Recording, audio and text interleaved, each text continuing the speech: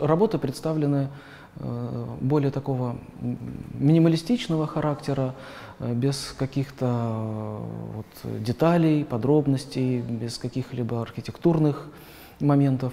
Но в то же время они такого созерцательного характера. Бывает, когда мы оказываемся где-то, скажем, там, на берегу моря или там, на вершине какой-нибудь горы и видим вроде бы немного, буквально небо, воду и землю, но в этот момент мы ощущаем, так сказать, мощь природы.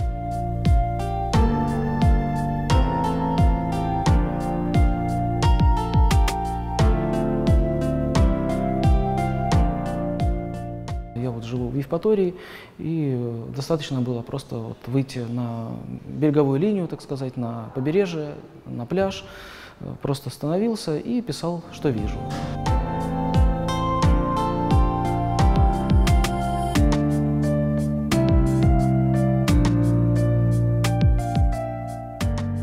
Очень непривычно видеть крымские пейзажи в такой экспрессивной манере с широкими мазками, но очень приятно видеть, как небо и море, они как будто бы сочетаются в цветовой гамме между собой и передают разные настроения, разные состояния природы. Это как будто бы чувствуешь мягкий бриз, щекотливое ощущение песка, который касается твоих ног, и переносишься поближе к морю, и это особенно чувствуется сейчас, когда лето пришло наконец-то. Яркие цвета, формы, очень вдохновляющая выставка.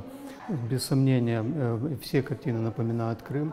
Даже визитная карточка Евпатории, данная картина, то, несмотря на то, что она прорисована в темных тонах, тем не менее она такая яркая, позитивная, живая картина.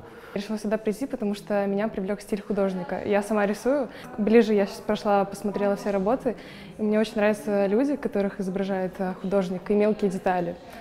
Думаю, в будущем я буду что-то похожее делать, потому что действительно очень красиво выглядит, и на ближайшее время я вдохновилась. Эта выставка, она очень передает цвета, очень передает красивые наши просторы крымские. Хочется поскорее побывать в этих красивых местах и набраться каких-то свежих эмоций, впечатлений, набраться какого-то вдохновения, глядя на это вживую.